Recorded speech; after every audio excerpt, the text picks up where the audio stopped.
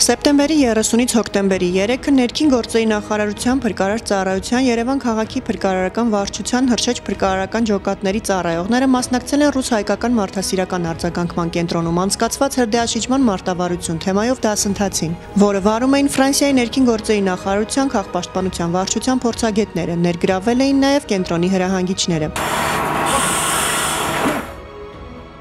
Տեսական և գործնական պարապմունքների ընթացքում հրշեջ փրկարարական ջոկատների ծառայողներին ներկայացվել են հրդեհային տարբեր իրավիճակներում հրդեհաշիջման աշխատանքների մեթոդներն ու հմտությունները։ Պարապմունքներն անցել են ինտերակտիվ և պրակտիկ ձևաչափով, ինչի արդյունքում դասընթացի մասնակիցները ստացել են խորքային գիտելիքներ, կատարելագործելով մասնագիտական կարողությունները։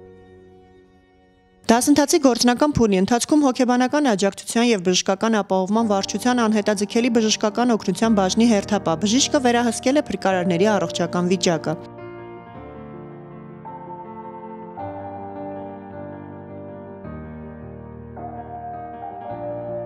Ֆրանսիայի ներքին գործերի նախարարության քաղաքապաշտպանության վարչության փորձագետ Բեռնար Ժանինի խոսքով դասընթացի նպատակը տարբեր հրդեհային իրավիճակներում փակ ջերմային ազդեցության գոտում հրդեհաշիջման հմտությունների զարգացումն է, կիրառելով ստացած գիտելիքները։ Հրշեջ փրկարարները պատրաստակամությամբ ու բարձր պատասխանատվությամբ են մասնակցել դասընթացին, իսկ փորձի փոխանակման արդյունքում զարգացրել տեսական և գործնական գիտելիքները։ Միջազգային գործընկերների ներգրավմամբ անցկացվող վերապատրաստման դասընթացները ոչ միայն մասնագիտական հմտությունների զարգացման, այլ նաև համագործակցության ընդլայնման հիմք են։